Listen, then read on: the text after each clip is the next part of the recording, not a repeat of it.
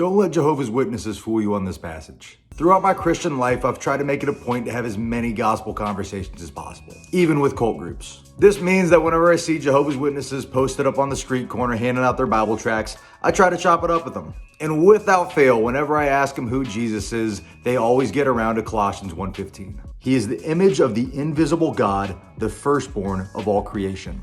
Their point is that since Paul calls Jesus the firstborn of all creation, that Jesus must be a created being rather than the creator God. But this just isn't what firstborn means in scripture. In Exodus 4:22, Israel is called God's firstborn son. And in Psalm 89:27, King David is also called God's firstborn. But Israel wasn't the first nation ever made, and King David definitely wasn't the first king ever made. He wasn't even the first king of Israel. This is because firstborn doesn't refer to being the first thing made, it refers to being the recipient of the inheritance. In the ancient world, the firstborn received the birthright. The firstborn was preeminent in regard to the father's inheritance. When Israel and David are called God's firstborn, they're being called the elect recipients of God's covenant promises, as opposed to all other kings and nations. Jesus, the true Israel and the true Davidic king, is called the firstborn of all creation because he's the recipient of God's covenant promises. And if you need any more ammunition against the heretical interpretation of the Jehovah's Witnesses, just read the very next verse in the passage. Colossians 1:16 says that by him